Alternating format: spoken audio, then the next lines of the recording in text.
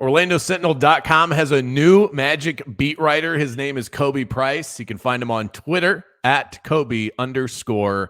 Khobi, I wanted to first welcome you to Orlando. Excited to have you here, so welcome. Appreciate it, Brandon, and appreciate you also for having me on. Appreciate the Orlando welcoming.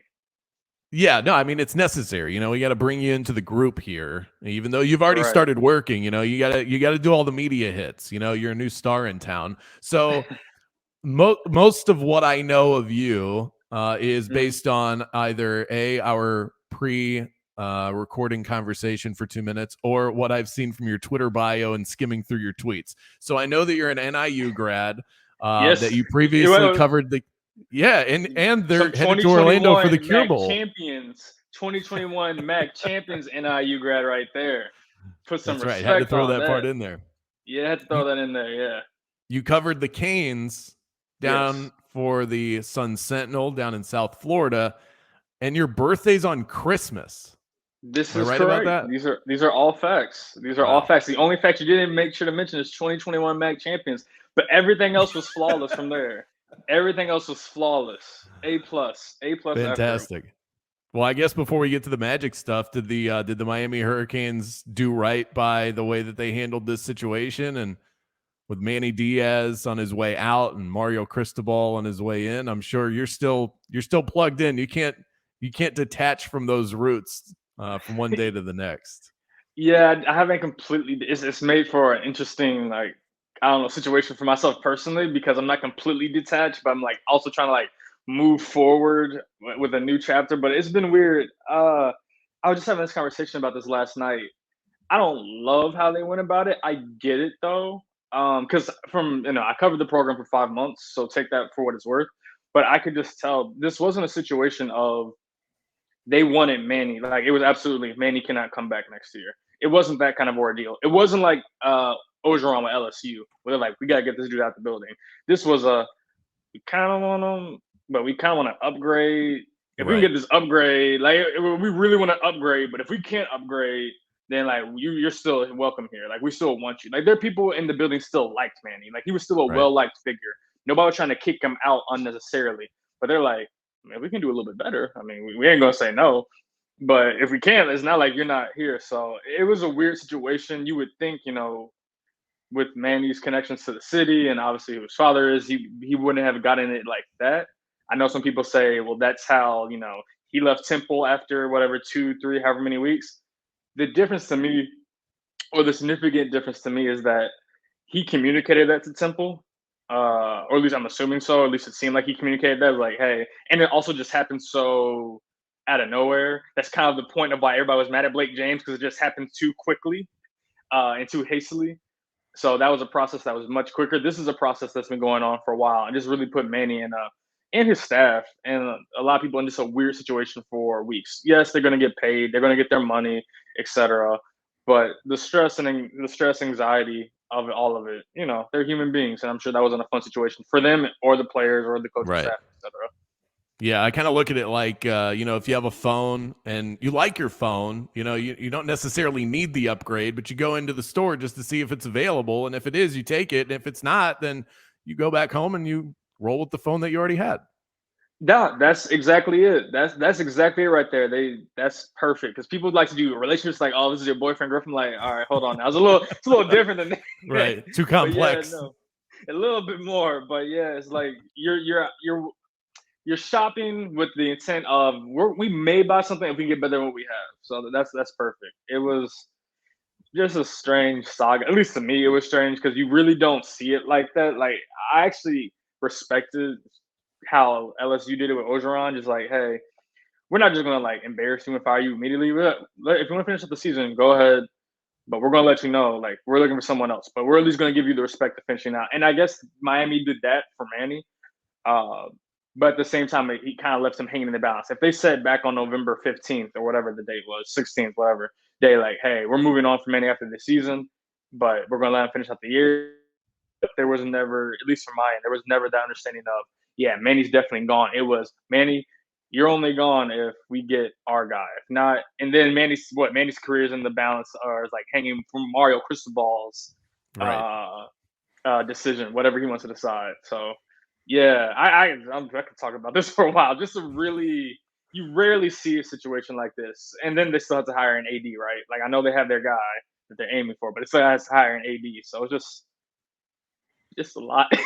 Yeah, well, the college football carousel just continues to spin all around the country. It's not just Miami, it is every corner of this country. Let's jump to what you are here for at the end of the day, your new role with Absolutely. OrlandoSentinel.com. If you're not a subscriber, I highly suggest you do so if you're an Orlando sports fan. What has you most geeked up about covering an NBA team or the Magic specifically? Yeah, I'll actually start with NBA team because people ask me about that. I actually, I won't say who, but someone asked me like, "Really, you wanted to cover the Magic?" I was like, "Absolutely." One, when I started my writing career, like, being on an NBA beat has something I've always wanted to do. I know it sounds cliche. I know it sounds like, oh, everybody says that. No, it's for real what I wanted to do from the moment I started blogging. I started blogging in college. I wasn't really sure what I wanted to do. Like I was a business student, but I was like, all right, this isn't really for me. Like, let me go figure out what do I like to do? What do I enjoy doing? What do I want to do? And I really just found myself. I enjoyed sports growing up. Come from a sports background. Played it my entire life. Followed it my entire life. So I was like, all right, let me see what I can do here. I thought about the management side. I was like, I don't know if I want to do that. Then I started writing, and there was just that instant click. It just clicked for me from the moment I just started writing. And I was like, okay, this is fun. And then I was like, all right, well, when I'm writing, I want to do like I specifically really like enjoy writing about the NBA teams, all of it, every single angle of it. I enjoy.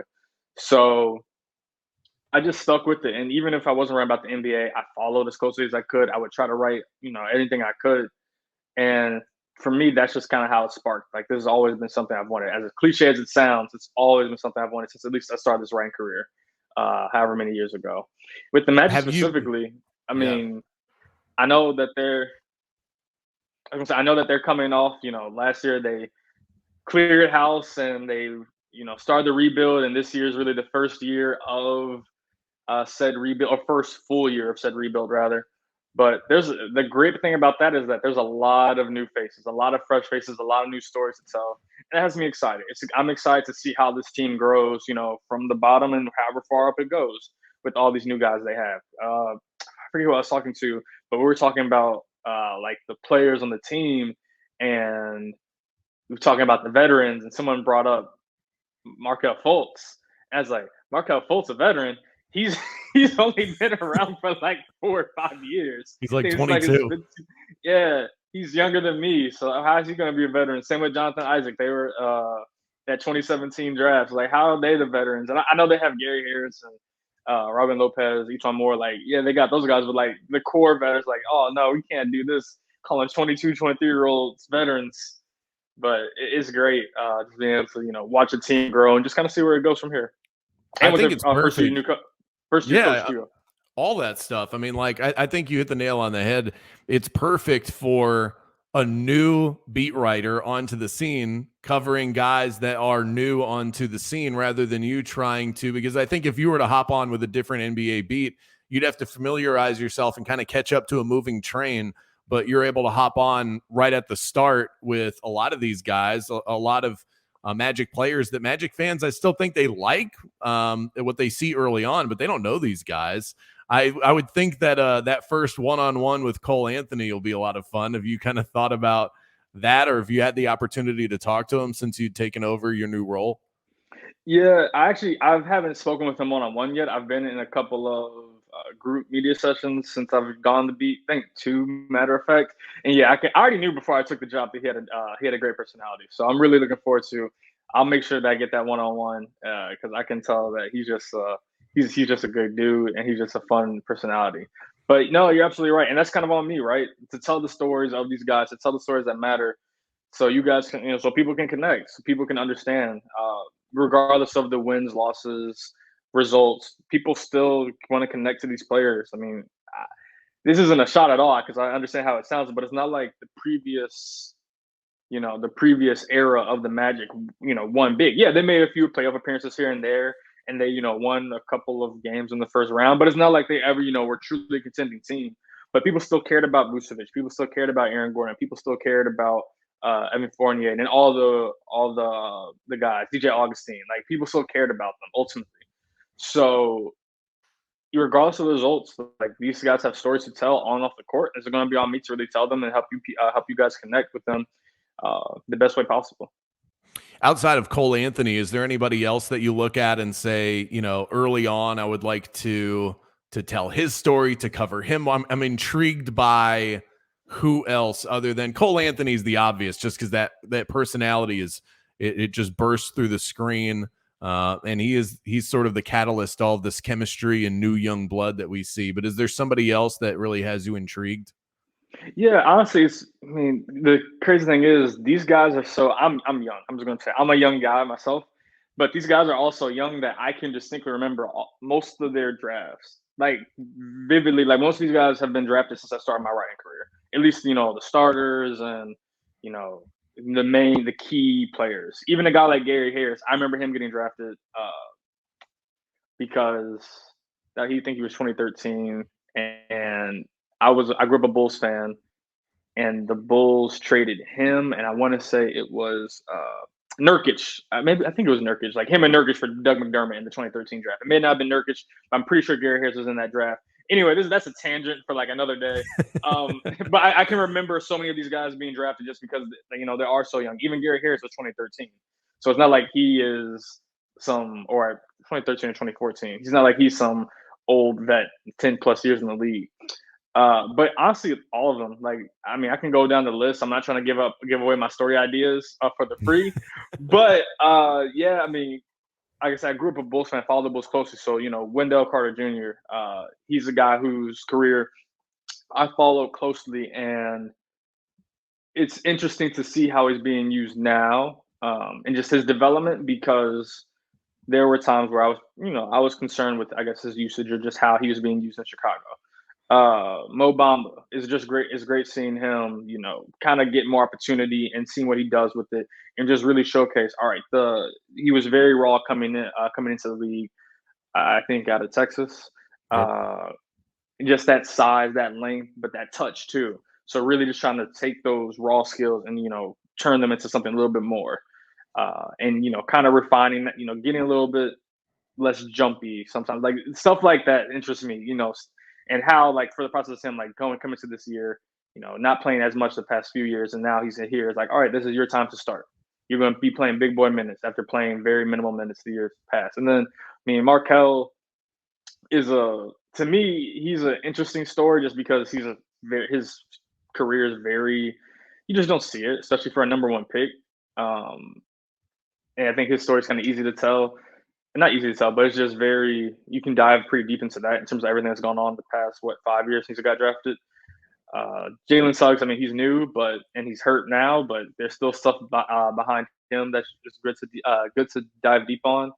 Franz Wagner, I know everybody loves him. He's just came onto the scene and just been like a steady veteran since day one. There's just so many guys on the scene. I didn't even really get to like the bench players. I didn't even talk about Isaac. I didn't even talk about Mo Wagner. I didn't talk about RJ Hampton, another guy who he took an untraditional path to get to where he's at. So just a lot of different stories, and that's part of why I'm so excited. It's a long season, so I'll have plenty of time to tell them. No doubt about it. Yeah, the people feel right now, Magic fans feel the way about Franz the way that they thought they would feel about Jalen Suggs, and that hasn't quite clicked yet. You thought he would kind of be that instant superstar. All right, we'll end on this. A tough answer, but because you haven't been on the scene that long, but your early read on Magic fans. Every fan base has its own kind of personality. Right now, you're entering sort of a weird spot. I came onto the scene in Orlando right on the tail end of Dwight Howard, so I remember happy Magic fans. Now, I haven't seen them in a decade, but I remember them. What has been your early read on Magic fans, the way that they interact and their overall attitude towards the team and the organization? Oh, that is actually, that's a really good question. Yeah, you're putting me in a tough spot. It hasn't even been a full week yet. You could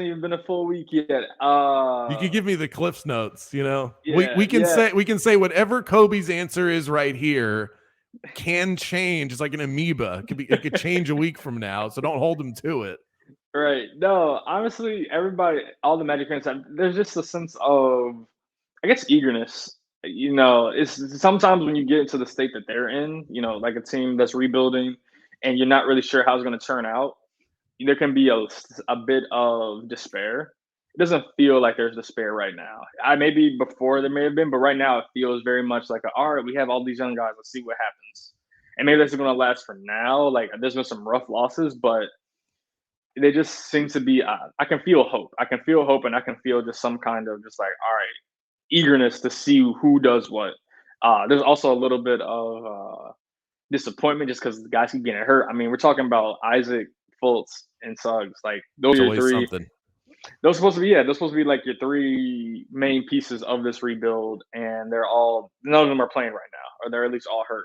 So it's hard to gauge that. But right now, there does seem to be like some kind of like hope. And I can't like it's not sometimes tangible. It's just like oh, this is exciting. Like all right, we got these young guys. Because sometimes maybe because they weren't coming from like the top of the mountain and like coming back down.